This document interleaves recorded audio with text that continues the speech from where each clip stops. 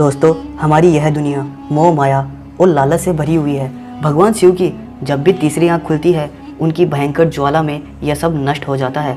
दोस्तों, भगवान शिव अपनी तीसरी आंख खोलने से पहले सभी को चेतावनी अवश्य देते हैं। बिल्कुल अंतिम क्षण में जब कुछ भी क्षमा करने योग्य नहीं होता है, तब वह अपनी तीसरी आंख खोलते हैं और भयंकर विनाश कर देते हैं। पौराणिक कथाओं के अनुसार भगवान शिव जी ने जब भी अपनी तीसरी आंख खोली है, सब भस्म हो गया है। एक बार भगवान इंद्र और देवगुरु बृहस्पति किसी दुविधा के समाधान हेतु भगवान शिव के पास जा रहे थे, किंतु भगवान शिव जो त्रिकालदर्शी है, वह जानते थे कि इंद्रदेव उनके पास आ रहे हैं। तो वह भगवान शिव ने इंद्रदेव की भक्ति की परीक्षा लेने की सोची। महादेव एक ऋषि का रूप धारण कर इंद्रदेव और गुरु बृहस्पति के रास्ते में बैठ गए। इंद्रदेव ने ऋषि को देखकर उनसे पूछा, आप कौन हैं और हमारे रास्ते में क्यों बैठे हैं? कृपा करके हमारे रास्ते से हट जाइए। लेकिन भगवान शिव उनकी बात को नज़रअंदाज करते हैं और वह वहाँ से नहीं हटते। इंद्रदेव दोबारा भगवान शिव को बार बार कहते हैं, कृपया करके आप हमारे रास्ते से हट जाइए, किंतु भगवान शिव फिर भी उनकी ओर ध्यान तक नहीं देते। इंद्रदेव क्रोध में आकर उस ऋषि पर अर्थात महादेव पर अपने वज्र से प्रहार करने की कोशिश करते हैं। यह देखकर स्वयं महादेव अर्थात उन ऋषि को क्रोध आता है और वह इंद्रदेव को शक्तिहीन कर देते हैं। बृहस्पति यह देखकर जान जाते हैं कि यह कोई साधारण ऋषि नहीं है। तब भगवान शिव को अत्यधिक क्रोध आने पर उनकी तीसरी आंख खुल जाती है और महाभस्म अग्नि इंद्रदेव की ओर जाने लगती है, किंतु बृहस्पति महादेव से हाथ जोड़कर प्रार्थना करते हैं और कहते हैं, हे भगवान, आप इसे किसी दूसरी ओर भेज दे, अन्यथा बहुत ही बड़ा अनर्थ हो जाएगा। तब महादेव ने उसे समुद्र की ओर कर दिया। समुद्र में जब वह अग्नि जाती है तो महानाशक लहरें उठने लगती है, जिसके कारण भगवान शिव की उस महाभयानक ऊर्जा से उस समुद्र में जलंधर नाम के एक राक्षस का जन्म होता है, जो आगे चलकर राक्षस साम्राज्य का राजा भी बनता है।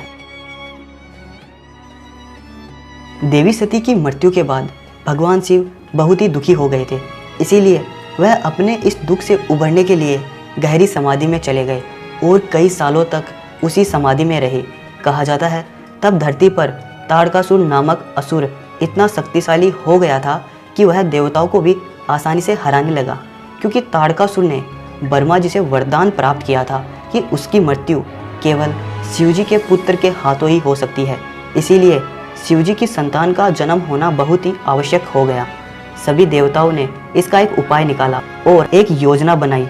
उन सब ने फैसला किया कि प्रेम के देवता कामदेव शिवजी पर अपना बाण छोड़ेंगे, क्योंकि उन सब का मानना था कि उस तीर से भगवान शिव के मध्य पुनः प्रेम जाग जाएगा। किंतु कामदेव जानते थे कि भगवान शिव पर वार करना खतरे से खाली नहीं है, लेकिन धरती को ताड़कासुर से बचाने का कोई और उपाय भी नहीं था।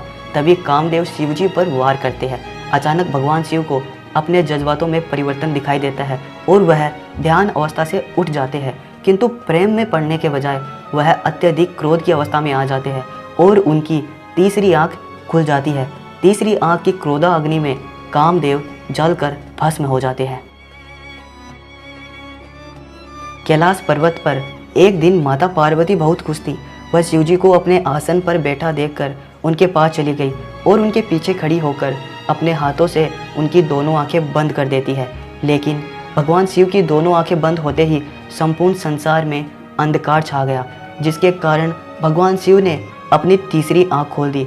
भगवान शिव की तीसरी आंख से उत्पन्न अग्नि की गर्मी से माता के हाथों से पसीना पड़ने लगा और उस पसीने में से कुछ बूंदें धरती पर जा गिरी, जिसके कारण अंधकासुर नामक एक राक्षस का जन्म हुआ, जो काफ़ी भयानक और डरावना था। लेकिन माता पार्वती ने जैसे ही अपनी हाथों को भगवान शिव की आंखों से हटाया, तो संपूर्ण संसार के अंदर पुनः ज्योति लौट आई और संपूर्ण संसार पुनः जागृत हो गया। तो दोस्तों, अगर आपको हमारी ये वीडियो पसंद आई तो लाइक और शेयर जरूर करें, और ऐसी ही अनोखी कहानियाँ देखने और सुनने के लिए हमारे चैनल को सब्सक्राइब कर बेल आइकन को ऑन कर दें। धन्यवाद।